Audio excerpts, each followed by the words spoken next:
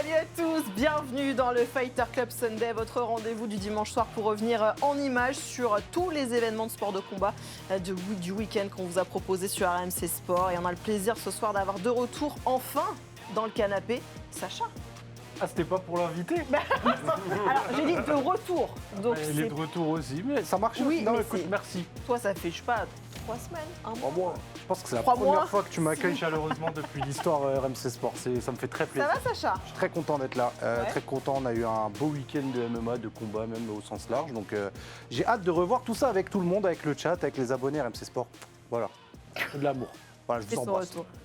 Jalito, qui a retrouvé sa place du Voilà, coup. Parce que la semaine enfin. dernière, il était assis là, à côté de Ça moi. va On s'est pas parlé ou quoi comme ça pendant toute la soirée, j'ai eu un torticolis à la fin. C'est terrible. Est-ce que ça va? Ça va très bien et toi? Bah écoute, super bien. Je vais du coup accueillir encore mieux notre invité du soir qui effectivement revient dans le Fighter Club Sunday parce qu'il était déjà venu une fois, mais en même temps à chaque fois qu'il vient, c'est parce qu'il a mis une grosse perf au Cage Warriors et il est toujours invaincu en pro. Nel Ariano est avec nous. C'est avec Bonsoir. Pardon pour cet accueil déplorable. Ça va Nel? Ça va très bien. Ouais, tout va bien, tu t'es remis de tes émotions de Ouais. vendredi. Il faut. On reviendra sur ton combat évidemment tout à l'heure, mais on a un très très gros programme. Salut à tous dans le chat qui est avec nous. Aussi, il y a du monde évidemment. Je suis en 9 jours sur 7, j'ai pas lu à peu près, à peu de choses près. La semaine commence à être un petit peu longue, mais on est là. Le programme du soir pour ce Fighter Club Sunday en images, voilà tout ce dont on va parler. Il voulait envoyer un message et ses missions accomplies. Arman Tsarukyan a confirmé hier à l'UFC Qatar qu'il était bien le challenger numéro 1 chez les moins de 70 kilos. Victoire écrasante sur Dan Hooker dans le deuxième round. Le champion Ilia Topuria est prévenu. Chez les moins de 77, Yann Machado Gary se place dans la course au titre après sa victoire face à Belal Muhammad. L'occasion d'un gros dossier dans le Fighter Club Sunday. Quelle est la meilleure catégorie entre les moins de 70 et les moins de 77? Chiffre à l'appui, on étudiera tout ça en essayant d'être le plus objectif possible. Et puis il est notre invité du soir, invaincu depuis ses débuts en pro. Il cartonne en ce moment au Cage Warrior. Vendredi soir, il a claqué une 5e victoire en 5 combats avec un 4e finish. Il nous dira tout de ses ambitions pour l'avenir. Nel Ariano est l'invité du Fighter Club Sunday ce soir. Voilà pour le très beau programme, messieurs. L'UFC était au Qatar, vous le savez, ce week-end, hier. Donc pas besoin de mettre le réveil à pas d'heure. Donc Jalito a dormi cette nuit. Ça, Ouais. c'est une info Ça se voit importante. sur mon visage là, je rayonne. Et je t'as suis, tes traits, ils sont magnifiques. Merci beaucoup là. Détendu et tout. Voilà, je On suis vous bien a reposé. proposé de l'UFC en prime time sur RMC Sport et ça, franchement, ça claque à chaque fois. Et en plus, ça valait le détour, une carte incroyable conclue par un main event de dingue entre Arman Tsarukyan et Dan Hooker, l'Arménien en démonstration face aux Néo-Zélandais. L'Algérien, là, il y a pression avec l'épaule sur la mâchoire. Entre les positions Ça qui y est. sont marquées, Il est passé là quasiment. plus les frappes, là il est pas loin de la montée. Ouh là là, le petit coup de coude à l'intérieur, magnifique. Ouh là Allez, là position là montée là maintenant. là là. À 1,46 de la fin du round. Le bras tête. Le bras tête. Un peu Le haut. bras tête. Ouais, mais ça peut suffire. Ça peut Pourquoi pas. suffire. Encore une fois, il a beaucoup de puissance dans les bras, mais c'est vrai qu'il est un peu haut là. Mais bon. Il n'y a pas vraiment de réaction de la part de Hooker. Et il va taper. Attention, il est en train de le réajuster en Il va poussant taper, il sur va le taper, il va bras. taper. C'est terminé. Victoire Wow. d'Arman Tsarukyan. Démonstration même Ah oui. d'Arman Tsarukyan. Il a roulé sur Oh Dan là Hooker. là là là là là là. Ah ouais, il a bien roulé, il était en quad minimum. Là. Oh là là là là, c'est fou ce qu'il a fait. Waouh. Waouh! On va revenir techniquement sur ce combat, évidemment, parce qu'on sait que Tsarukyan il est très très fort au sol. On verra tout ça en détail. Mais d'abord, on l'avait plus vu quand même dans la cage depuis un moment, presque 1 an et demi. Ça faisait du bien aussi de le revoir. On pouvait se demander voilà, s'il allait être toujours aussi performant. On a eu la réponse, Jalito. Bah, clairement, lui-même il a dit merci à Dan Hooker d'avoir accepté le combat, sinon j'aurais pas combattu. Lui, il a subi en fait sa blessure à 24 heures d'un combat contre Islam Makhachev. Combat pour le titre quand même, on Combat pour rappelle. le titre, ouais. Et du coup, voilà, ça fait plaisir de le revoir. Il est revenu, toujours aussi fort, aussi déterminé. Il voulait vraiment faire un statement et il l'a fait. Voilà. Impressionné, Sacha? Ouais, tout à fait. Pas forcément étonné, mais impressionné. Tsarukyan, ça a toujours été un peu le puni de cette catégorie. C'est-à-dire que c'est le mec qui voulait monter, personne ne voulait lui donner les combats. Ça a été Benil Dariush, ça a été Oliveira ensuite. Après, il y a cette punition aussi d'avoir fait sauter un main event là où il y a la plus grosse communauté arménienne à Los Angeles, donc il l'a payé cash. Et voilà. De par l'opposition, moi je pense qu'il n'y avait pas grand suspense. Par contre, sur la prestation qu'il délivre, effectivement, il envoie un très très gros message parce qu'il y a plusieurs trucs un peu surnaturels dans sa manière de combattre. Ouais, on va voir en détail, mais je vais avoir l'avis de Nel aussi sur l'aspect physique de Dan Hooker, un petit avant-après, parce que je ne sais pas si tu as vu le combat ou pas, donc du coup je ne vais pas te piéger, mais si tu regardes le visage de Dan Hooker à la fin du combat, tu comprends à peu près ce qui s'est passé dans la cage pour lui. Je ne sais pas si tu as déjà terminé comme ça une fois dans ta carrière. J'espère pour toi que ça arrivera jamais. J'espère T'as pour toi pas que ça tellement arrivera envie, jamais. hein. Non, pas tellement. C'est dire un petit peu parce que finalement ça s'est terminé au sol pour Tsarukyan, mais il y a eu énormément aussi de contacts avant. Si on regarde le sol quand même, parce que c'est évidemment dans ce domaine-là que Tsarukyan est très fort, Dan Hooker il le savait, donc il a essayé un petit peu de le prendre à son propre piège, mais en face t'as un mec ultra agile. Finalement on va voir 2 séquences notamment où il arrive justement à se retourner parfaitement et à inverser la situation, et c'est là qu'on se rend compte aussi de son niveau tout simplement. Il est exceptionnel sur ça, sur les sorties comme ça. On voit toute sa souplesse en fait. C'est vraiment le lutteur parfait. Il allie force et souplesse. Et là, tu le vois sur sa sortie. Mais en fait, la première impression, c'est sur celle-là, dans la garde, qui impressionne. C'est-à-dire, il est enfermé dans les jambes pendant le. C'est incroyable. Comment il ressort. L'agilité, ouais. Voilà, on dirait un petit ours. Un petit ours qui sort, qui se retourne comme ça. Non, mais- Quand tu vois le grappling Khabib l'ours. Oui, quand tu regardes les gens qui font de la lutte avec des ours, ça ressemble un petit Ça peu ressemble à ça. Voilà. Mais qui fait ça? Khabib, Ouais. quand il était petit. Les pays de l'Est, il y a pas mal de vidéos là-dessus. Ce qui est assez intéressant, c'est qu'on voit le game plan de Dan Hooker qui était assez clair sur le fait de guillotiner, donc d'avoir cet étranglement par en dessous, debout. Ouais. C'était peut-être un schéma qu'on avait déjà vu avec le combat contre Charles Oliveira. Oliveira notamment. 2 fois, il la tente et 2 fois, ça se retourne contre lui. Mais le truc, c'est que pour bien expliquer aux gens, ce qui est assez impressionnant dans le fait de tourner sur lui-même, c'est qu'il est vraiment dans une position, en fait, il est compressé au cou, et il y a des jambes qui sont censées le maintenir. Donc, c'est-à-dire qu'il a une explosivité, une puissance au niveau de son corps qui est complètement folle à ce Pour moment-là. te dire, moi, si je fais ça, le lendemain, je suis en fauteuil roulant, je suis tétraplégique pour la fin de ma vie. Voilà, 99% des gens, s'ils tentent de tourner comme ça, en fait, ils vont rentrer encore plus dans l'étranglement et Ouais. vont dormir. C'est ça. Ouais. Tu fais partie de ces 99%? Ils sont comme lui, là. Ouais. Je vais essayer. Hein, T'as pas la même souplesse qu'Armen Tsarukyan? Non, pas aussi souple. Je suis Non, mais souple, mais pas autant. C'est quand même assez impressionnant quand tu vois ça. Très impressionnant et la force qu'il doit utiliser l'explosivité. pour faire Ouais. tout ça, franchement. L'explosivité, comment il tourne. J'avais déjà vu ça j'avais déjà vu Colby Covington faire ça, c'était contre Leon Edwards, où il ressort très rapidement. Mais là, c'est encore plus impressionnant, parce que voilà, c'est celle-là. Regarde, il va tourner comme un pitbull, comme Comme une toupie, celle-là, mais voilà, voilà, celle-là, ouais, elle c'est est presque aussi difficile que celle Ouais, qu'il mais il vient n'a de pas faire. la garde, il n'y a est- pas l'aspect des jambes qui le bloquent. Merci à la régie d'avoir c'est- d'avoir mais trouvé les images Ouais, aussi c'est rapidement. l'étranglement dans lequel il est, comme ça, là. Et Ouais, faut, sur faut un ninja rappeler choke. comment c'est Ninja dangereux, choke, parce que ouais. tu te loupes sur la rotation, tu finis en ninja choke, c'est fini. c'est en ça, fait. c'est ça. Après, il y a aussi il y a un peu aussi le facteur sueur aussi au fur et à mesure des rounds qui fait glisser un peu les corps des combattants. Donc ça peut aider un peu, mais Ouais. vraiment dans le cas d'Arman, il était vraiment bien pris. Hein. Ça aide, mais il y a les gants quand même, il y a un petit peu de friction, Ouais. donc surtout sur les étranglements comme ça. Donc, Bah, il y a beaucoup d'entraînement aussi. Il poste régulièrement d'ailleurs ce qu'il fait à l'entraînement Armen Tsarukyan. Et il y a, tu connais la toupie ou pas? Ouais, Arriver à faire la si. toupie Je l'ai tu sais, vu. sur la tête là. J'ai vu. Et ben, c'est ce qu'il fait justement lui à l'entraînement. Voilà, cette souplesse aussi du dos. Et je pense que c'est ce qui l'a aidé aussi finalement dans ce genre de position. Je veux dire, il s'entraîne pas à faire ça. Tu fais ça tous les jours à l'entraînement? Non, ça ira. Non, c'est qu'il y a, voilà, tu vois la souplesse du dos qu'il arrive à travailler là, l'agilité, c'est ça aussi qui cervical en lui béton. C'est permet. un exercice de lutteur. C'est très commun de voir les lutteurs faire ça. Ouais. surtout en URSS, en ex-URSS. Parce que là, c'est vraiment puissant ce qu'il fait. Peut-être qu'il rêvait d'être b-boy, on ne sait pas. Peut-être breakdancer, on ne sait pas. On ne sait pas. Bon, en Il tout peut, cas, je on a pense. senti un Tsarukyan extrêmement remonté dans ce combat. Il avait à cœur évidemment de prouver pas mal de choses. Et surtout, il avait un message à faire passer. And thank Dan because of him I fought this year. Just only guy who wanted to fight me. Everybody's run out, especially Ilya. If you're here, come on. We got a face on. There is just one contender, number one. It's Arman Tsarukyan.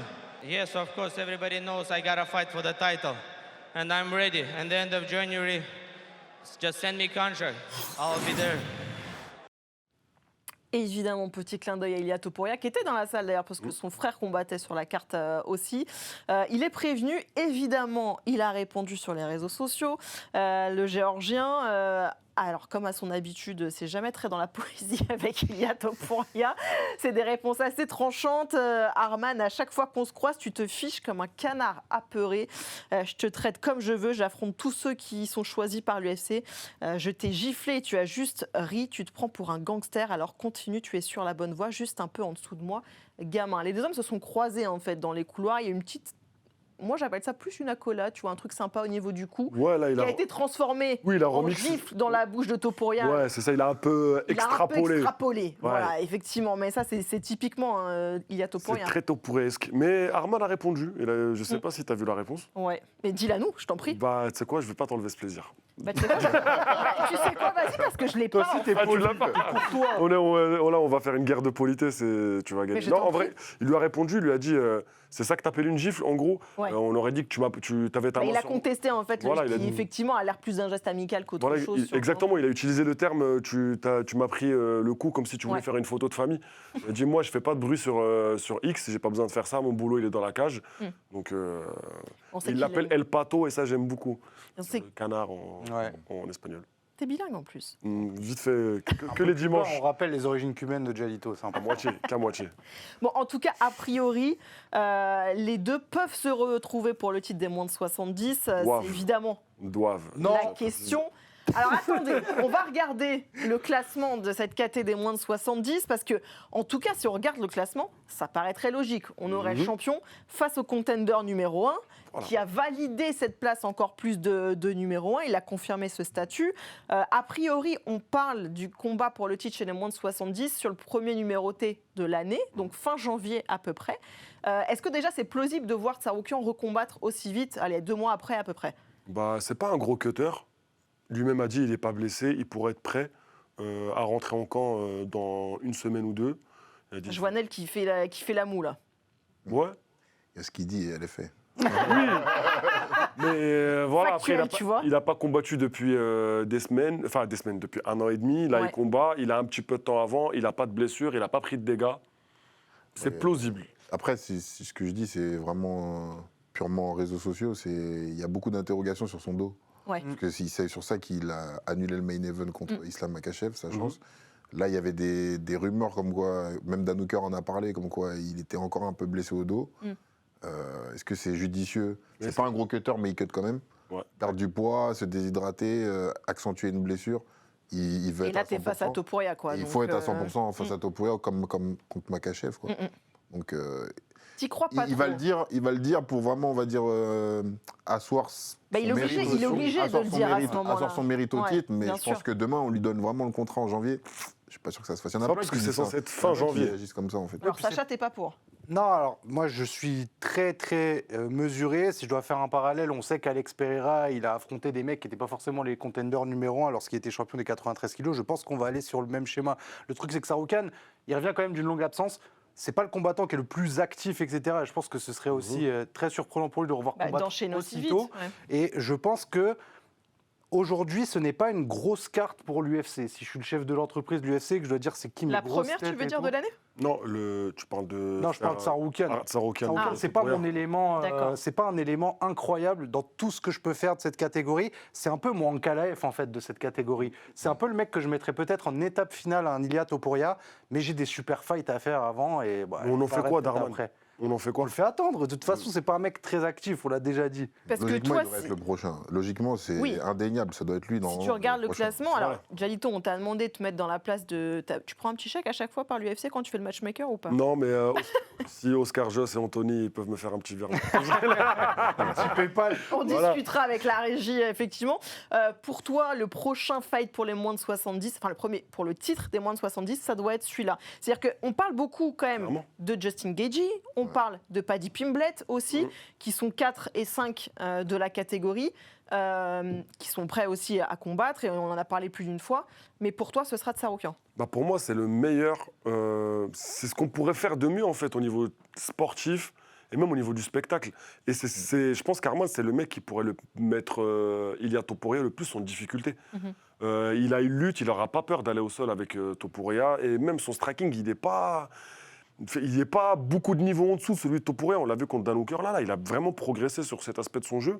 Moi, je pense que c'est vraiment le combat à faire. En plus, ils sont tous les deux jeunes. C'est maintenant. Et puis même, ça pourrait créer un storytelling où il peut y avoir une revanche. Et puis voilà. Mais c'est là où moi je me dis, je suis l'UFC, je sais que vous avez tellement envie de ce combat que je vais Que tout faire. j'attends. Bah ouais, que je vais vous faire attendre le plus longtemps possible. Non, mais Ouais, dans ton sens à toi, il y a le combat contre Paddy Pimblett. Tout ça, c'est vraiment du sûr. marketing. Surtout Et quand Dana dit, moi, je vais aller en Espagne, et c'est important pour moi. Et tu te dis, quoi de mieux en Espagne que de ramener Paddy Pimblett, qui va être vraiment l'ennemi de la nation face à un Ilia Topuria, Ouais, tu vois. mais ça marche aussi avec Arman. D'avoir Arman C'est aussi. moins parce que- clivant, quoi. pense que Ouais, déjà, mais il C'est est un quand même bon armé. client, Arman, Ouais. en fait. Mais il est C'est-à-dire, Arman, arménien, il y a une grosse communauté en Europe, c'est vrai. tu vois. Mais donc, Arman, tu vois, c'est moins un acteur, entre guillemets, que les autres. C'est un mec qui n'a pas besoin de l'UFC, qui n'a pas besoin d'argent. Il va pas jouer le rôle du vendre, pas vendre, etc. Alors que c'est le fonds de commerce d'un Paddy Pimblett. Et Ouais. c'est vraiment là où tu peux faire rayonner. Et encore une fois, hisser Topuria encore plus haut que ce qu'il est déjà, parce qu'il est quand même très, très, très, très haut. Donc moi, j'ai un peu cette vision très business et pas très sportive, hein, je l'entends totalement. Ouais, qui est une grosse part de l'UFC quand même. Oui, bien Enfin, sûr, aussi c'est le raison sport de- business. Ouais. Le Et c'est pour ça que je me dis, autant faire exploser Ilia Topuria en Europe avec un combat face à Paddy Pimblett et un truc complètement mémorable, Ouais, mais Angleterre, Espagne et tout. tu peux perdre une star potentielle aussi. Parce que Pimblett contre Topuria, moi je vois pas Pimblett gagner et le Et faire après, c'est perdre. terminé pour Et, lui. et c'est terminé pour Pimblett. Alors que si tu mets Arman, sportivement, ça va toujours rester pertinent. Oui. Donc alors que c'est mieux de faire attendre un Pimblett, le mettre contre Gaethje, c'est possible qu'il gagne. Ouais, ça serait Et logique. ensuite, bon après on va pas commencer à faire tout le matchmaking Non, ouais. Non, c'est la pas- Je me KT. dis juste que dans l'UFC, s'ils ont des temps d'avance, ils se disent que Topuria, il le dit déjà à demi-mot, il va pas rester des années et Ouais. des années encore. Je Mhm. pense que Tsarukyan est le prochain régnant long terme après Topuria et que c'est déjà dans la tête de l'UFC et qu'ils vont juste pense attendre que plus, Topuria sur se la barre pour suite, que lui prenne ça. Et c'est peut-être là où on relancera des Paddy, etc. Non, mais le problème, c'est que c'est un sport où les choses elles vont vite. C'est vrai. Très, très vite. S'ils prennent pas, si Sarauquin il affronte pas Topuria maintenant, qu'est-ce qui peut se passer entre Bah, c'est-à-dire que Tsarukyan, lui, D'ici les là, quoi, adversaires c'est ça. potentiels derrière, tu vois, lui, il va tout, regarder. tout est en dessous. Il va Mais même bah pas oui. vouloir prendre Oui. de lui-même prendre ces combats-là. Prends juste Bah, l'exemple au de bout d'un moment, Shavkat. s'il veut combattre. Ah, c'est pour ça que je reparle d'Ankalev. Ankalev, il combattait quasiment personne, ils l'ont fait attendre, et ils l'ont fait attendre, et Oh, ça mais a c'est duré pas la très même longtemps. KT, c'est pas aussi dense. Bon, en T'as tout raison. cas, ça ouvre plein de débats et on aura sans doute des réponses aussi à la fin de cette année-là, au mois de décembre, au cours du mois de décembre, quand cette carte va être enfin annoncée aussi, la première de l'année, le premier numéroté de l'année. En tout cas, il y a un homme, clairement, là, on est tous d'accord, qui est sorti de cette course aux prétendants à la ceinture, c'est évidemment Dan Hooker, avec cette défaite claire et nette. Lui, il comptait monter, il va s'arrêter là en cours de route. Mais du coup, forcément, ça le pousse à avoir d'autres ambitions dans cette catégorie très, très dense. Dan, your future goals? Well, you've got to face the cold hard truth, so you're probably never going to get your hands on the title, but I'm going to hang around as long as I possibly can and ruin as many people's hopes and dreams as I can, because if I can't have nice things, no one can. Cheers. Voilà, on est post-fight, hein, on est 24 heures après, petite bière, cigare. Il y a quand même les lunettes de soleil parce que, à mon avis, Ouais, derrière. Saccagé, ouais. Ouais. Des 4K en bas, c'est bien balèze. Hein. On sent quand même, voilà, c'est le côté aussi très showman de Dan Hooker. Alors, parmi ces prétendants dont il parle, il y a évidemment, nous, un homme qui nous intéresse beaucoup, c'est Benoît Saint-Denis, évidemment, qui compte bien lui aussi grimper dans cette catégorie et aller taper à la porte des prétendants numéro 1. Le Français, on le rappelle, a monté dans cette caté, désormais 8e. Est-ce que vous pensez, enfin en même temps, je pense que tout le monde signe pour un petit BSD Dan Hooker sur une prochaine Les carte. jours. Guillaume Ouais. Pelletier, le premier, hein, c'est son rêve depuis qu'il gère Benoît Saint-Denis, Ben, il dit c'est son combat de rêve, c'est la guerre C'est tous les absolue. jours. En même temps, C'est quand tout on ce regarde qu'on le aime. classement, Nel, ça paraît très logique parce que c'est compliqué de regarder plus haut encore pour Benoît Saint-Denis parce qu'on le dit, Pimblett et Gaethje sont potentiellement en course pour le titre aussi. Max Holloway et Oliveira, ça paraît très très haut encore pour le moment pour BSD. Et à l'inverse, Gamrot, moi ça me paraît maintenant un petit peu obsolète finalement Ça- pour ça lui. fait Pas grand-chose maintenant. Voilà, donc autant aller chercher Dan Hooker, puis même en termes de fight, Nel, c'est pas mal quoi. C'est pas mal. Il y a des étincelles, c'est sûr. Après, il y a des étincelles, c'est sûr. peut être J'ai une même mini- la date, si tu veux. Une mini BMF. Ah, vraiment. C'est vrai? Moi, je pense que si tu fais sur une carte le main event pour la BMF, par exemple, entre Holloway et Oliveira, tu redescends 2-3 combats en dessous, tu mets BSD Hooker, comme Et ça le tu prochain, chies à la fin, tu fais le face-off, et c'est un truc qui font de plus en plus l'UFC de faire combattre les prochains prétendants Sur un la petit même peu carte, plus tôt quoi. sur la carte. Bah, je pense que ça se fait tout seul, et tu peux faire ça, on parlait du mois de mars a priori, alors ça serait une grande pause pour BSD. Ouais, Et lui qui combat souvent. s'il ouais. veut être actif, il faudrait qu'il regarde derrière, selon moi. Mais s'il veut regarder devant avec ce hooker C'est en pas or, si loin que ça, Mars. Hein. C'est Ouais. pas si loin que ça. Il a combattu assez récemment. Il a enchaîné. Là, il Ouais. peut prendre le temps de, s'il a des bobos, réparer, rentrer dans des nouveaux skills un peu, travailler un peu des points faibles avant de rentrer en camp d'entraînement. Parce que pendant les camps, tu travailles pas à tes points faibles. Et rajouter encore des armes à son jeu. Moi, je vais encore plus loin. S'il bat Dan Hooker, Ah oui, t'es déjà après, toi. ouais, on peut lui donner Pimblet après. Et là, on a quand même vraiment un gros fight possible pour peut-être le premier numéro Après, T. tout dépendra si Pimblet est booké avant ou pas pour le titre ou pas. Pour la fin. ou- Ouais, bah, Tu donnes pas la BMF après hooker. Franchement, s'il lui propose la BMF, il va la prendre. Mais s'il peut prendre Pimblet et se rapprocher vraiment de la ceinture, je pense qu'il va aller vers la ceinture. C'est deux stratégies, effectivement. En tout cas, ouais, différentes. Hooker Saint-Denis, c'est très pertinent et sportivement. Ouais. Et pour les fans, pour le show, c'est Clairement. Ah, je pense que tu mets ça sur une carte, là, c'est sûr que ça attire du monde. Bon, l'autre combat de la soirée, messieurs, de cette UFC Qatar, c'était le co-main event chez les moins de 77 kilos de catégorie qu'on voit beaucoup en ce moment. On en parlera évidemment dans quelques instants. L'ancien champion Belal Mohamed défiait Yann Machado Gary, prétendant numéro 6. Et victoire sur décision unanime de l'Irlandais. Alors, il y a quand même un juge qui donne un round à Belal. Mais Yann Gary a quand même globalement, totalement dominé ce combat pour le coup.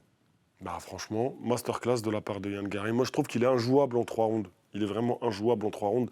Il a vraiment un fight IQ surdéveloppé.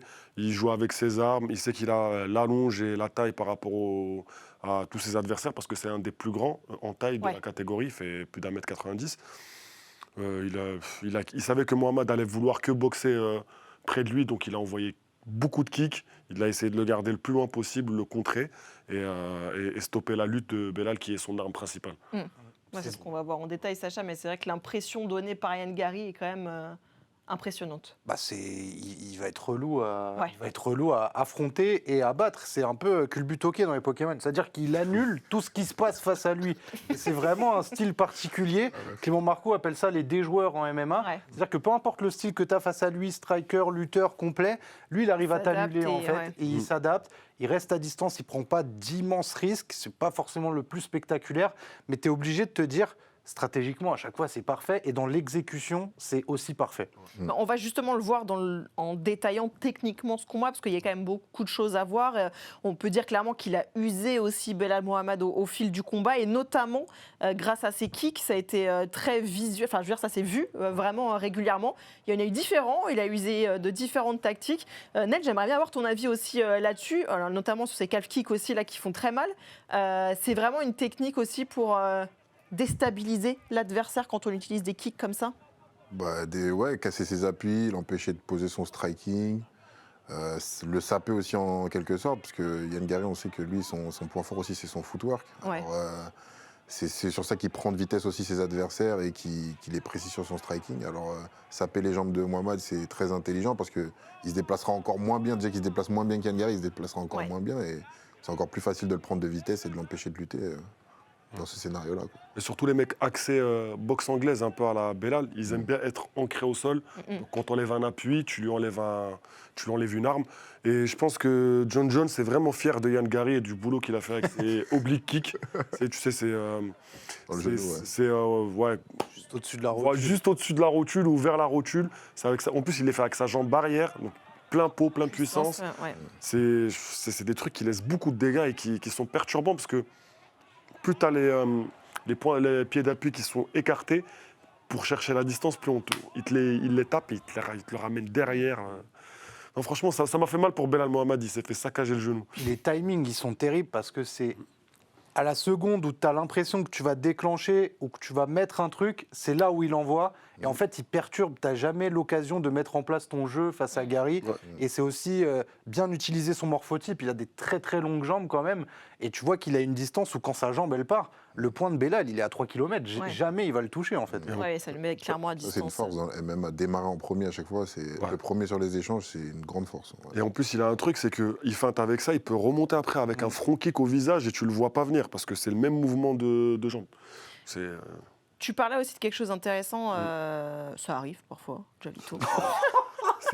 À partir de 20 minutes dans l'émission. C'est un oblique kick verbal, ça. Ouais, s'appelle. elle m'a mis un takedown elbow, là, j'ai capté. C'était gratuit, j'avoue.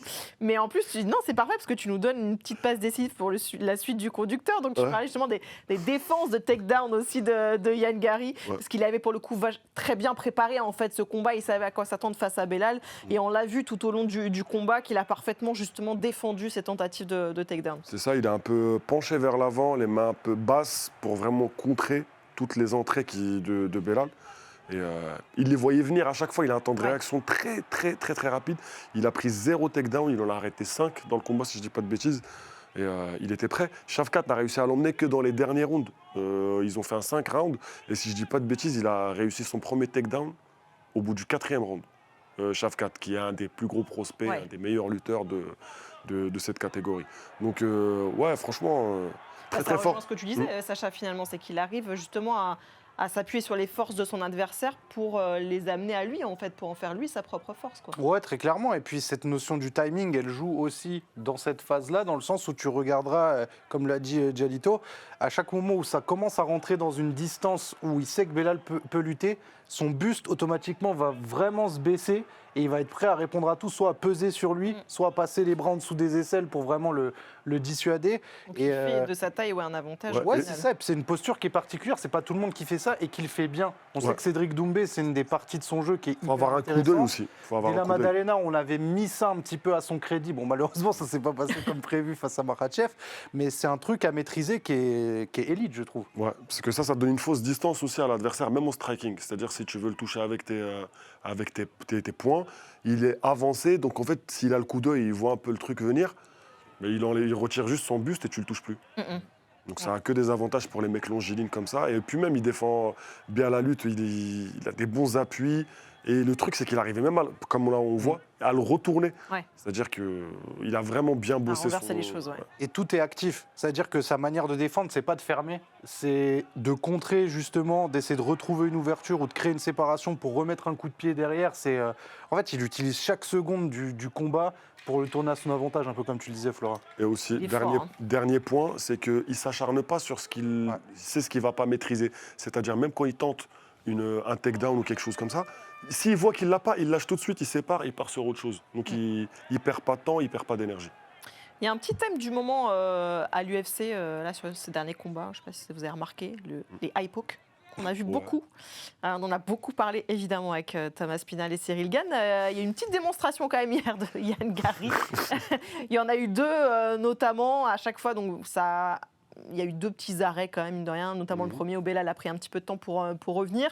Finalement, quand on regarde les ralentis et on va les voir, la position des doigts de Yann Gary n'est pas problématique en soi. Voilà. Et c'est ce qui montre de toute façon. Il est en griffe comme ça, et voilà, un petit chat. Mais il n'a pas. Par contre, sur celui-là, il n'y a pas de high poke pour moi. Oui. Le deuxième. Sur le deuxième, c'est le deuxième, Ça, les phalanges sont fermées. En plus, après, juste, il fait un double. J'ai jamais vu point, ça. Quoi. Voilà, exactement. Le dernier que j'ai vu faire ça, c'était Luffy dans One Piece. Ouais, c'est ça. Mais tout le monde a eu la ref, je pense. Mais c'est vrai que c'était pas très académique, quoi. Tu n'as jamais tenté, Nel? Non, c'est faux. Je tenterai jamais, je pense. Ah, mais ça montre qu'il a quand même pris même pas illégal du premier high poke. C'est-à-dire que le premier high poke, il est quand même beaucoup plus, on le voit, hein, c'est sur un kick, je crois, où vraiment il y a un petit peu le doigt qui commence à rentrer. L'arbitre l'avertit. Il est dans une situation qui pourrait être à peu près la même. Les mains, elles sont fermées comme ça. Et c'est juste Belal qui prend un coup et que je pense qu'il n'a pas compris ce qui s'est passé. De toute façon, c'est pas illégal. Si le poing est fermé, même si tu te prends le pouce, il n'a pas les doigts en avant. Il a dû prendre la phalange, ça arrive. Ça fait mal, mais c'est légal. Expérience? Ça fait très mal. Ok. Yann Gary, en tout cas, a écarté un ancien champion de la course au titre. Maintenant, il n'a plus qu'un seul objectif en tête, évidemment, aller déloger Islam Makhachev. Et il est persuadé d'avoir toutes les armes pour ça. Firstly, I want to say that I have nothing but respect for Islam Makhachev. Nothing. The guy is the pound-for-pound #1 in the world and the champion of my division. However, when you come into my division and you are the only thing that stops me, that is in the way of me achieving my dreams, I'm going to make sure that I punch a hole in your head. He has to fight me next. Islam Makhachev is the protege of Khabib. I am the protege of Conor, right? This is the new wave of Dagestan, a more technical on the feet, a more technical grappler than Khabib. I am a longer, faster, more versatile version of Conor, right? It's the perfect fight to make. I'm undefeated against southpaws. Islam Makhachev is a southpaw. Islam Makhachev has to go into that fight and he has to grab my leg and he has to try get me down. We're going to stop the Russians from having their success.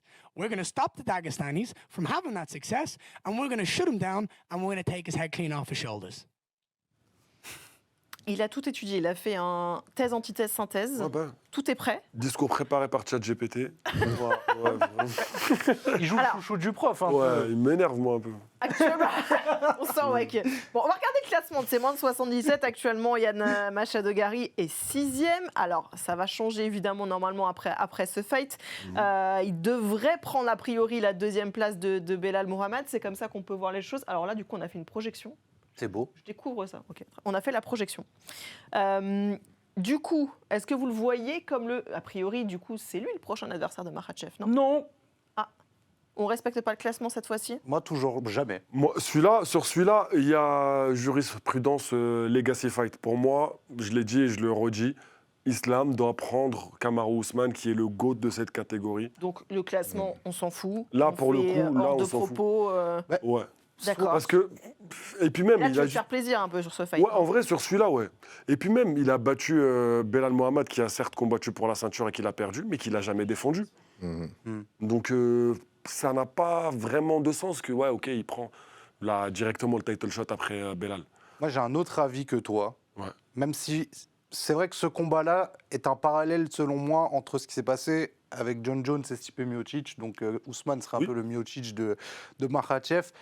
Il reste Shavkat Rakhmonov, moi, dans la tête. Avant juste Ouais. d'en parler, j'aimerais ton avis, toi, Nel, sur ce fight potentiel. Est-ce que ce Makhachev-Ousmane, ça te plairait?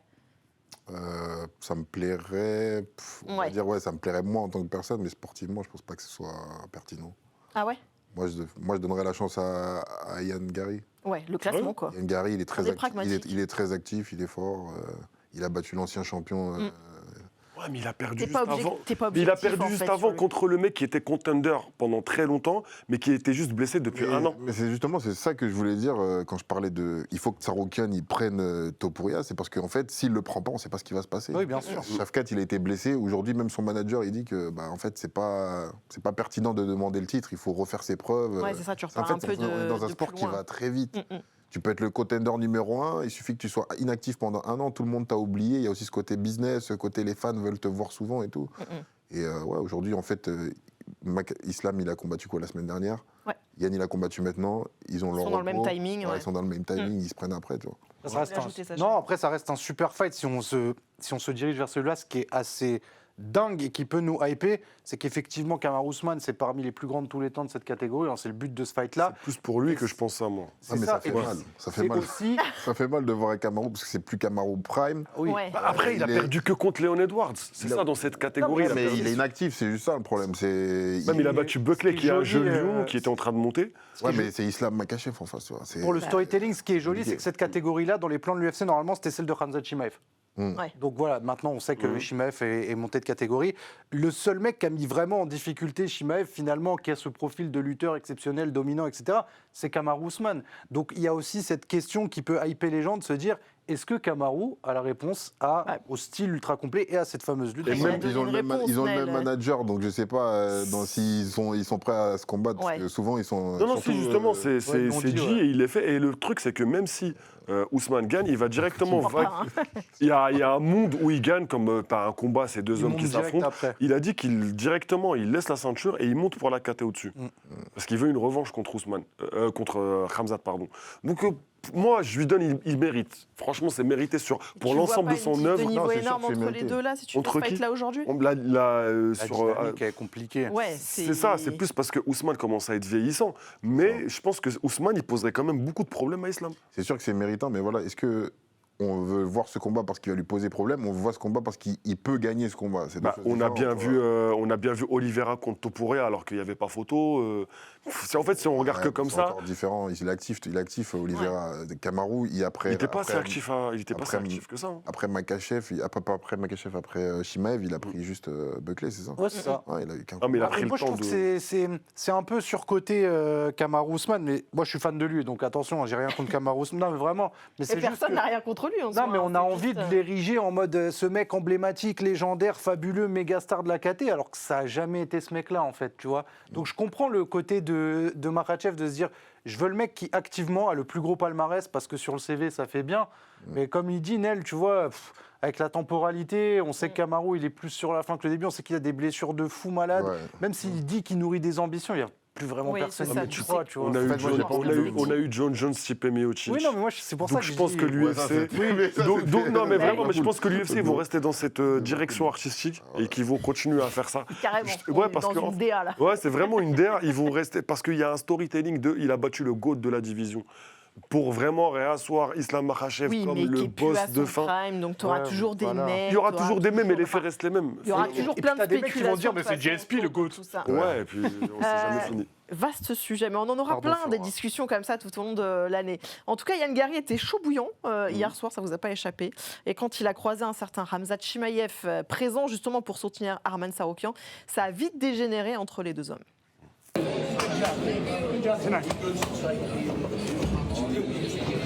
Ready to go? No, I'm on Arman. Oh, he's not going to fight him. He's good. He's a champion. Don't worry. What's wrong? Whoa. Come on, relax, boys. Relax. No.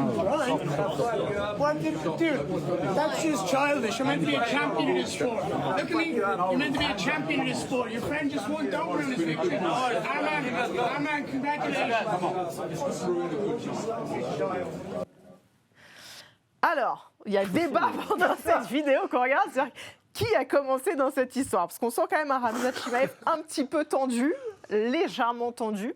Alors, tout est question, si vous n'avez pas bien regardé cette vidéo, de tape dans le dos, en fait, au début. Ouais. Voilà. Ça part de deux tapes. Qui met la plus forte dans le dos pour inciter l'autre à un petit peu à s'énerver. On ne tape pas les gens dans le dos comme ça, comme a dit Khamzat.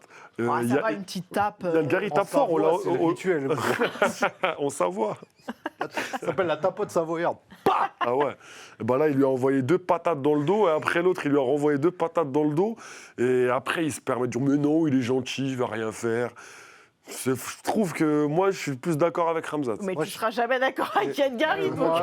Ouais, allez, et c'est OK. Non, mais moi, je vais être plus radical que Jaito. Les deux sont ridicules. Ouais, bah oui, mais vraiment, moi, c'est ça mon feeling, c'est que...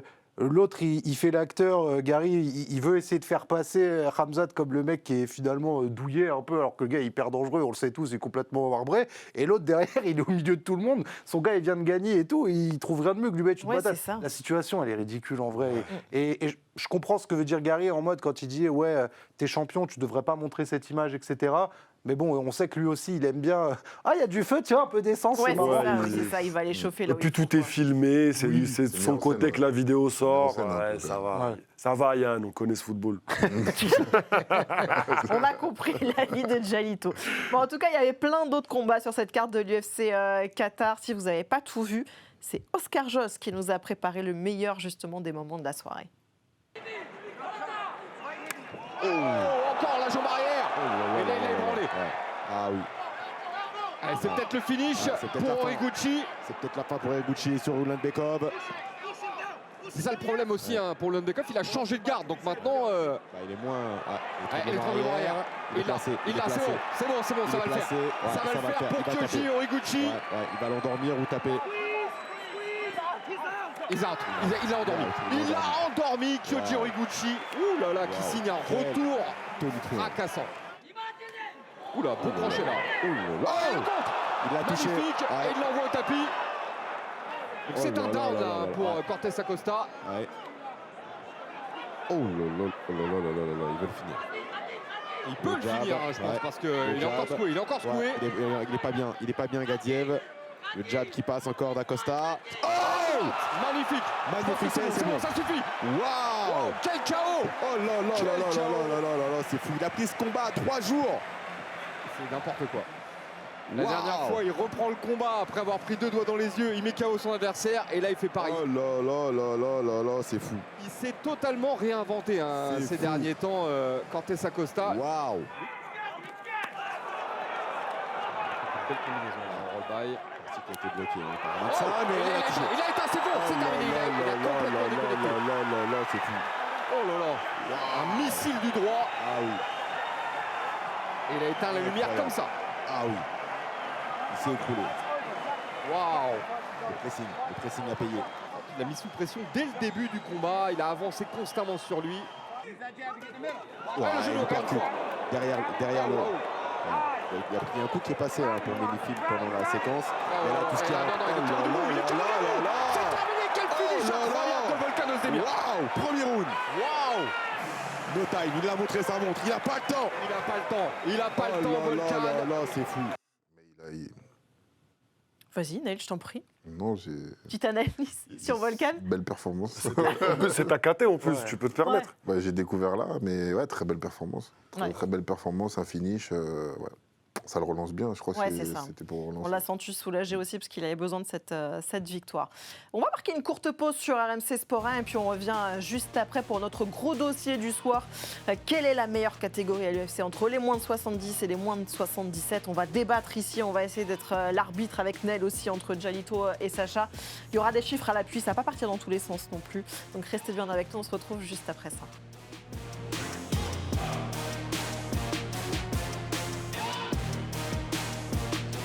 Mais on reste évidemment ensemble sur Twitch. Vous en avez l'habitude. On va vous faire gagner 20 € de free bet grâce à notre partenaire Winamax. Pour ça, rien de plus simple. On va vous montrer la vidéo d'un KO, vidéo un petit peu floutée, évidemment un petit peu modifiée. Le premier dans le chat, je sais qu'ils sont déjà tous au taquet. Il y a un mec qui a déjà répondu. Qui a déjà répondu, mais attends, c'est même pas parti.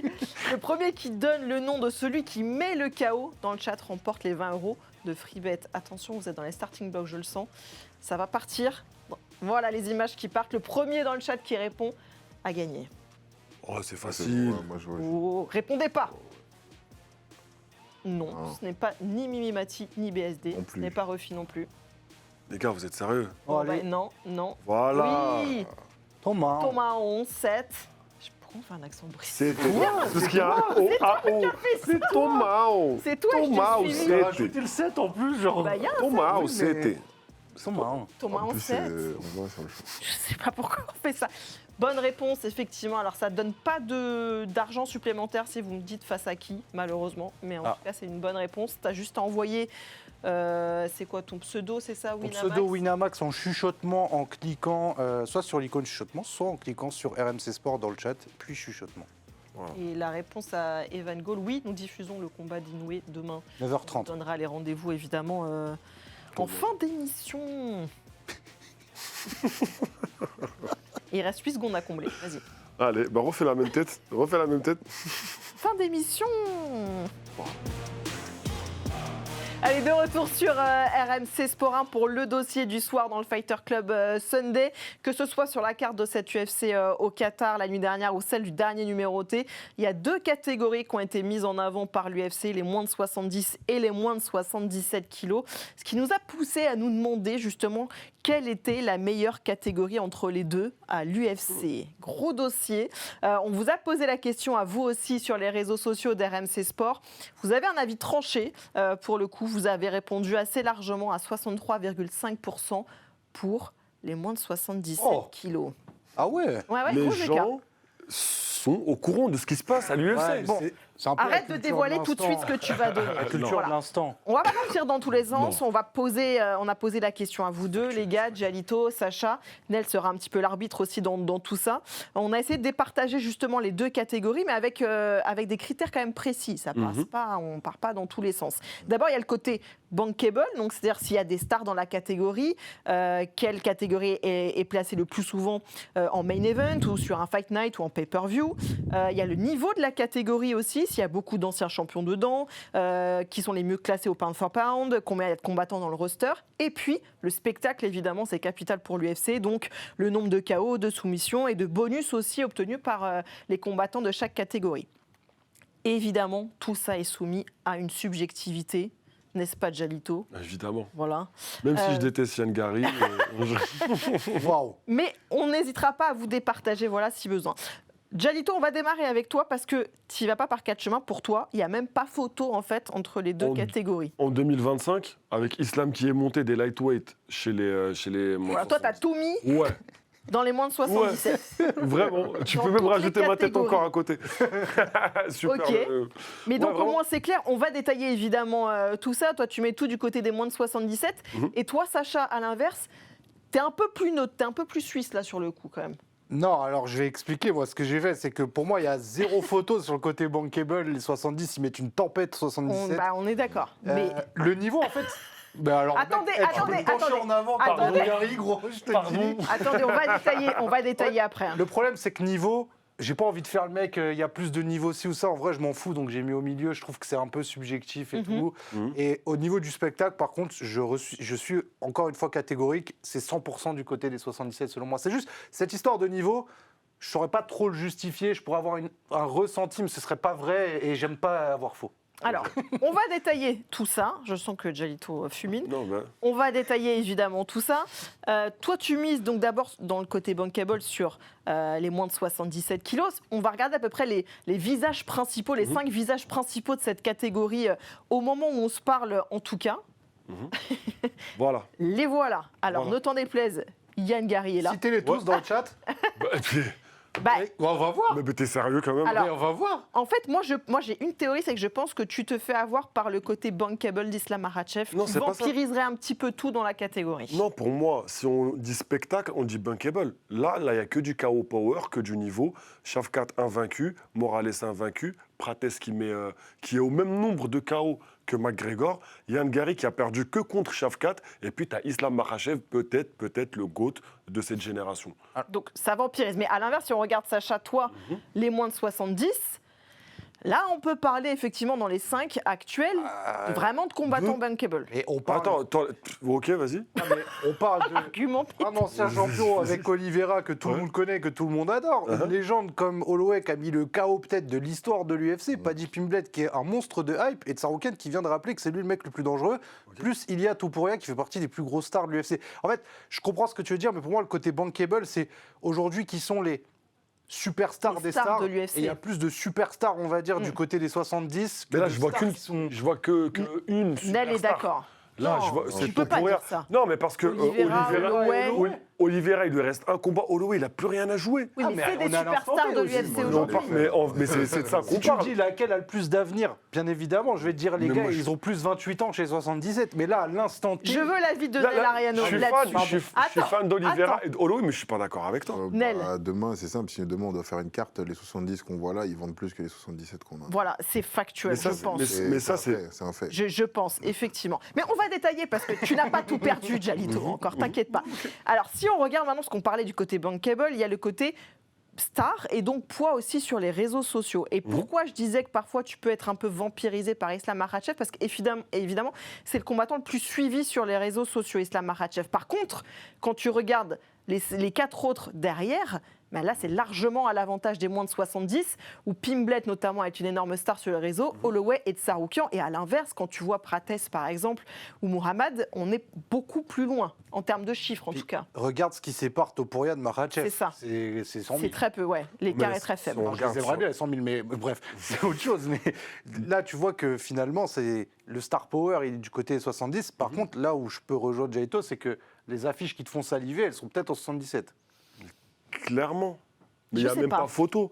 Parce qu'en fait, en vrai, tu as une affiche qui va vraiment bien vendre, c'est de la BMF Oliveira Max Holloway. Tu as Pimblett Topuria, oui, mais ensuite, tu as Tsarukyan contre n'importe lequel de tout le reste, ça ne va pas vendre. Et Topuria contre n'importe lequel des restes, ça ne va pas vendre. Alors Ouais, que tu regardes. Topuria, tu vendras toujours, non? Ouais, mais ça va pas vendre autant qu'un Makhachev contre Islam contre Shavkat. Tu crois? Mais bien sûr, parce que là, en plus, il y a un invaincu, un mec qui a pas. Oui, mais donc parce que c'est Islam. C'est pour ça que je te dis ça, que Non, c'est mais un peu c'est ça, mais tu vampirisé mets aussi. Islam contre Prates, ça va vendre. Tu mets Islam contre Yann Gary, ça va vendre. Et tu mets. Parce que c'est Ouais, Islam. mais c'est un peu le même Oui, parce schéma que c'est avec le Islam, Topuria. ouais. Non, pas spécialement. Bah, Pas spécialement, parce que Pas hyper sportivement, là, il n'y a d'accord rien à là-dessus. jouer. Oui, ça a l'air plus... Je comprends ce qu'il veut dire, mais je pense que ça vend quand même parce que tu as un point de vue qui est très spécialisé, mais le grand public, il y en a beaucoup qui, je pense, ne savent pas trop qui est Shavkat Rakhmonov, c'est ça. ne savent pas trop qui est Belal Mohamed. En termes de encore grand moins qui est public, Carlos ça Prates. parle peut-être moins. C'est des noms qui parlent un petit peu moins. C'est juste, moi, c'est ça le facteur. À quoi on peut voir aussi qu'un combattant est une star ou pas à l'UFC, c'est évidemment le nombre de fois où il s'est retrouvé en main event et notamment d'un numéroté. On a regardé alors d'abord sur les événements. Ça compte pas parce que Holloway, Ça c'est pas compte vraiment pas. un 70. Il a fait un combat en 70. Attends, on va regarder sur cette année. Et on va Oliveira, voir il est là, que la télé finalement- était en noir et blanc. Il va pas me laisser terminer. Regarde les stats un peu. C'est incroyable. En tout cas, sur cette année, c'est très équilibré finalement entre les deux catégories, tu vois. Alors les moins de 77 ont fait plus finalement de main event, mais moins de pay-per-view et inversement. Donc c'est assez équilibré finalement sur cette année-là. Et si on regarde sur les dernières années, on s'amusait à regarder avec Anthony Sterpini depuis 2019, c'est un peu la même chose finalement. Ça reste assez équilibré, même s'il y a toujours un petit peu plus de pay-per-view du côté des moins de 70. Donc je ne sais pas si vraiment on peut analyser quelque chose ou conclure quelque chose, en tout cas au niveau des pay-per-view. Tu as des 77 qu'on a mis sur des Fight Night pour porter des événements qui sont plus petits et dans lesquels tu n'as pas d'enjeu économique. Et tu as des mecs des 70 qui ont été mis sur les cartes avec les enjeux économiques. Donc je pense que c'est là où tu vois justement la puissance des stars des 70 kilos. Et après, la temporalité, elle est intéressante parce que de 2019 à 2025, tu regardes chez les 70, les mecs étaient déjà quasi tous là. Enfin, il y en a beaucoup qui étaient déjà là. Il n'y a pas eu beaucoup. Alors, c'est aussi ce qu'on va détailler derrière, évidemment. On va être objectif, t'inquiète pas, Jalito. On sera totalement objectif. Attends, on a bossé en fait. Qu'est-ce que je sais pas. Il bouillonne d'un côté. Ouais, je sens qu'il bouillonne, mais t'inquiète pas. On va passer au deuxième critère, alors qui était le niveau, qui est là où je te rejoins quand même, Sacha, un petit peu plus subjectif finalement. Alors, Sacha, pour toi, du coup, tu as refusé de choisir plutôt équivalent entre les deux. Jalito, toi, tu es toujours du côté de tes 77 kilos. Pourquoi ? On va regarder, c'est un peu votre avis aussi, que disent les chiffres principalement. On a regardé justement, c'est important aussi, le nombre de combattants dans le roster à l'UFC, si on sort du top 15. Il y a beaucoup plus de combattants finalement chez les moins de 70 que chez les moins de 77. Est-ce que c'est vraiment étonnant ?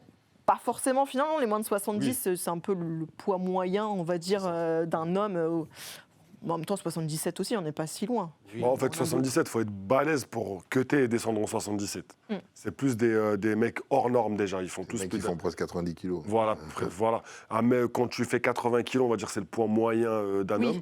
Tu fais un petit cutting et t'es en 70. Mais si on regarde en revanche, ce qui est intéressant, c'est le nombre de combattants classés au pound for pound, donc à toute catégorie confondue.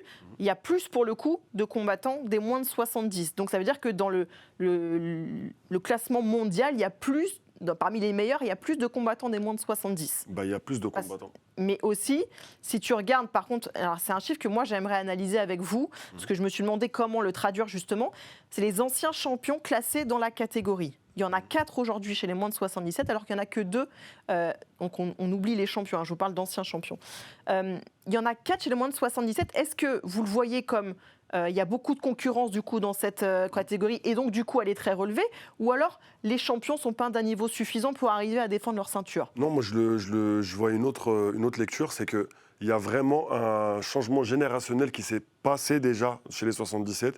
On sort de l'ère Tyron Woodley, Thompson, Kamaru Usman, et le changement est déjà fait. Qu'on a eu Jacques Della Maddalena, maintenant Islam, c'est des mecs qui sont plus jeunes en champion. C'est ce qui va arriver bientôt chez les 70. Donc en fait, c'est pour ça que moi j'ai Ce renouvellement de la catégorie. Oui, exactement. Moi je pense déjà, j'ai pensé au futur quand j'ai pensé spectacle, bunkable, etc. Et sur le niveau. Les 70, c'est une catégorie qui commence à être vieillissante parce que tu as encore Gaethje qui est classé, tu as Oliveira qui a 42 combats. Dans les classés, parce que si tu regardes qui est aux portes du top 15 chez moins de 70, je pense qu'on est tous capables de citer 2, 3, 4, 5 noms.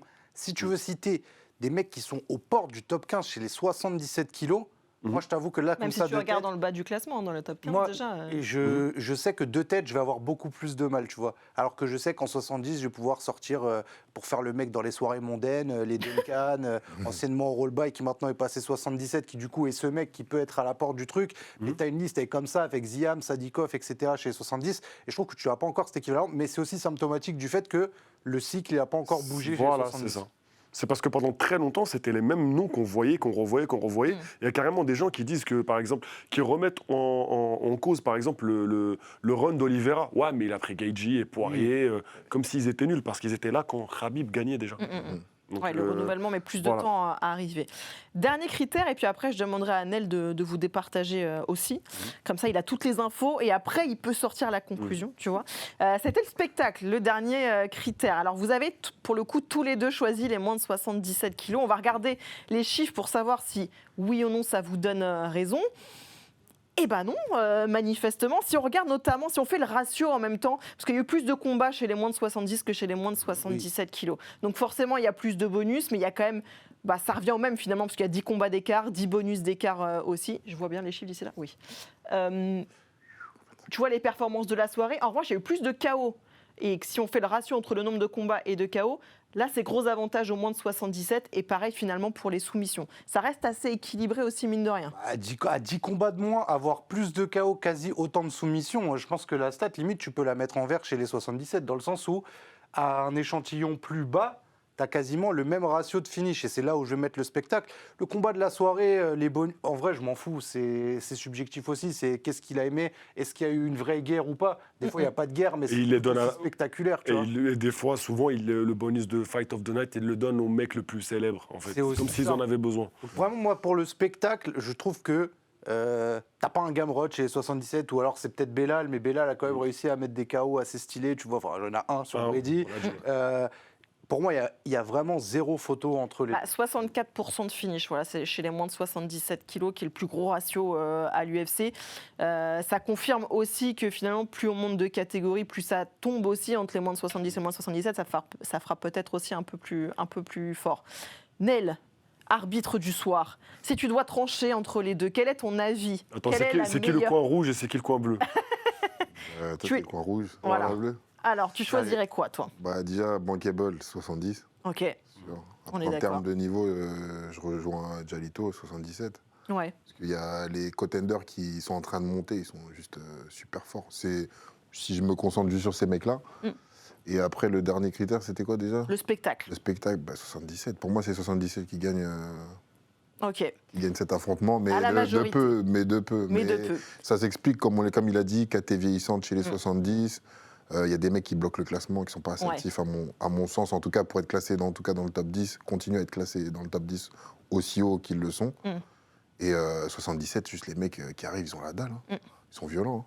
Les Morales, tout ça. Ouais, c'est ça. Prates, Morales, c'est très méchant. Montré le week-end dernier aussi qu'ils avaient faim, effectivement. Faut pas enterrer JDM, hein. Jack Della Maddalena. En plus, oui. Après, le seul problème, c'est que si Islam garde longtemps la ceinture, ça peut faire baisser la hype de la KT dans le sens où on se dit, les mecs sont pas forts alors qu'ils sont extrêmement forts. Sauf que tu as un champion aussi qui se pose là tout en haut.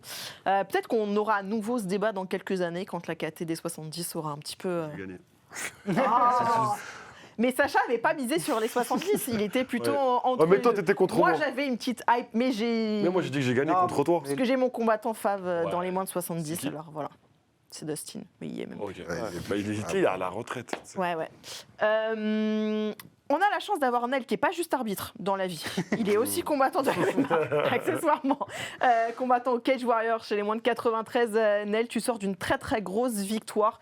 La 5e en 5 combats au Cage. Et encore une fois, tu n'as pas attendu la fin du combat pour signer ta victoire. T'as vu, dès qu'il peut saisir quelque chose, en l'occurrence c'est un front kick. Et dès qu'il envoie un coup, Nel, en fait... il est passé juste en dessous. Mais physiquement, il va le cramer à force de faire ça. Ouais, les frappes, très bien. Je ne sais pas si c'est une bonne idée de rentrer dans la demi-garde, encore une fois, de Urolin.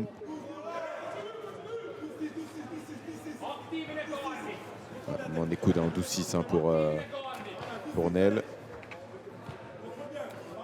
Ouais, très bien. Bien ça.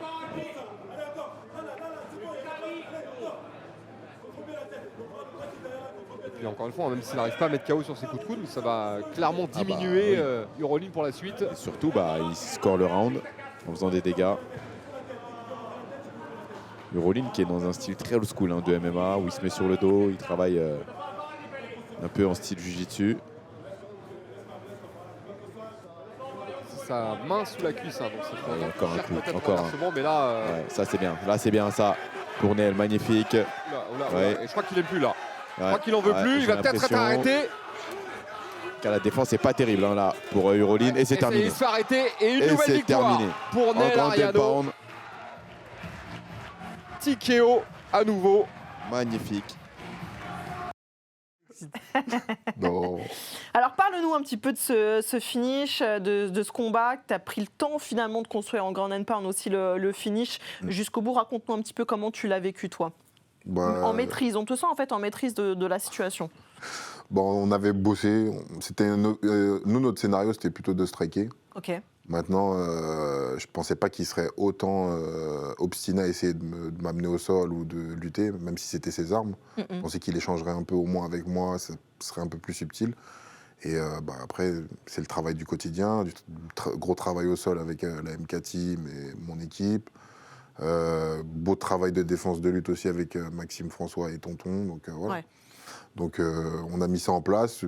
Comme j'ai dit, moi, mon objectif, c'est d'être complet. Donc on n'a pas pu amener le combat au striking, on l'a fini là où il voulait emmener le combat. Ouais, tu arrives à être suffisamment réactif pour t'adapter aussi en cours. Tu es passé pro, on le rappelle, seulement en avril 2024. Tu es à 5 combats, 5 victoires, dont 4 avant la limite.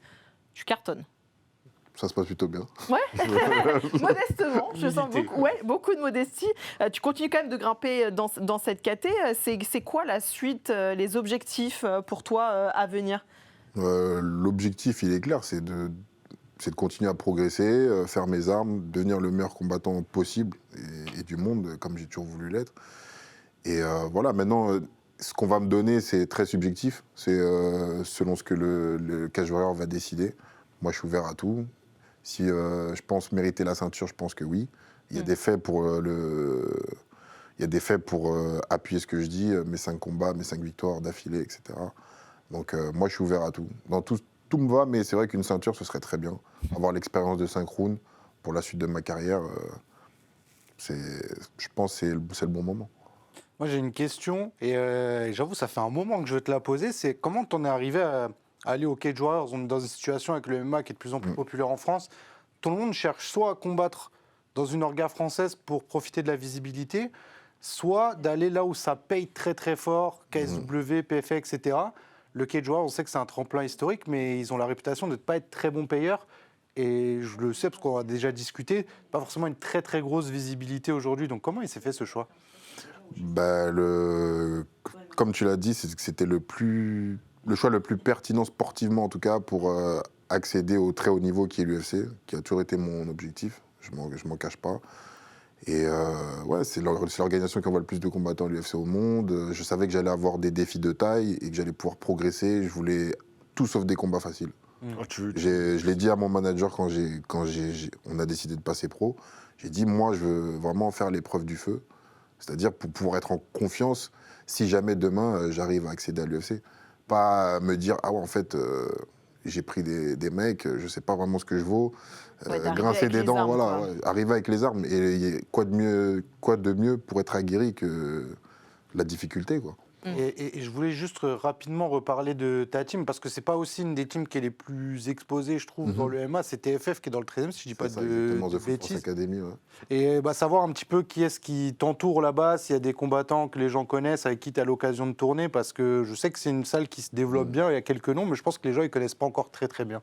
L'équipe, c'est la même, c'est Tonton, Christian Mpumbu, le head coach. Il y a Loïc aussi qui donne quelques conseils. Il y a Max en lutte. En combattant, on a Alexis Kitty qui était au COF il n'y a pas très longtemps. Ouais, poids lourd. Ouais, poids lourd, très solide et tout, qui m'aide beaucoup dans mes préparations parce qu'il est très fort.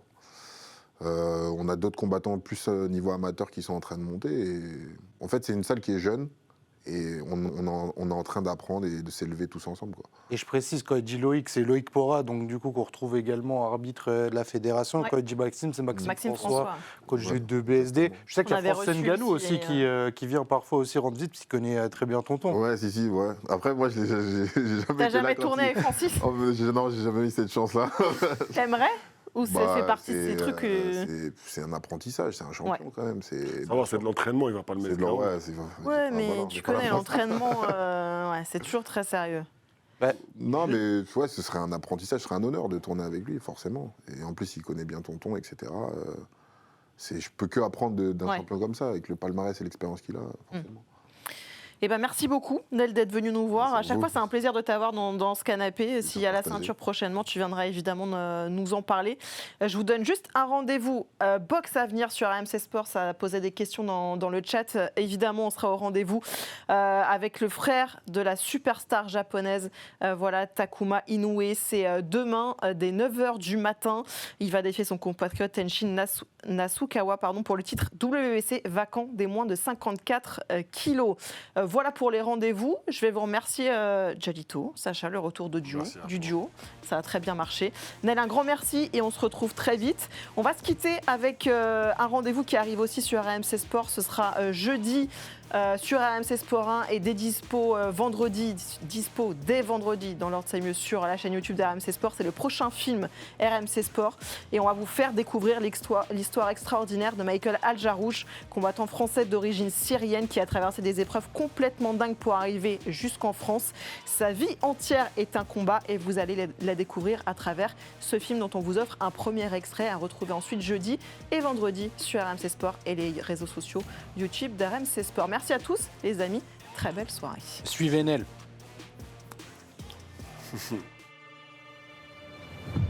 أنا ما كان عندي واحد بالمليون إنه أنا أرجع أشوفهم بس أنا فكرت لا خلي أسمع صوتهم ويكونوا هن بأمان خلص أحسن ما بعيد الشر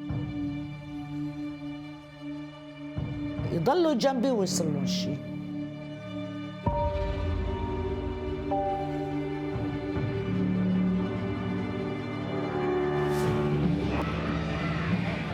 Pour faire ce sport, il faut avoir une case en moins ou avoir une histoire de vie un peu particulière.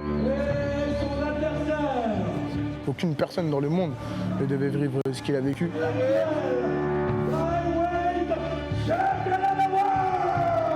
Sur son visage, dans ses yeux, ça se voyait qu'il avait vu des trucs qu'il ne fallait pas, quoi.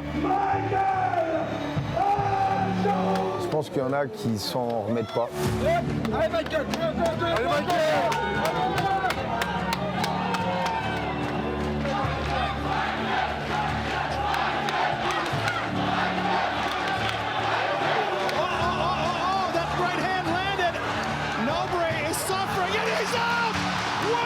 And he's done!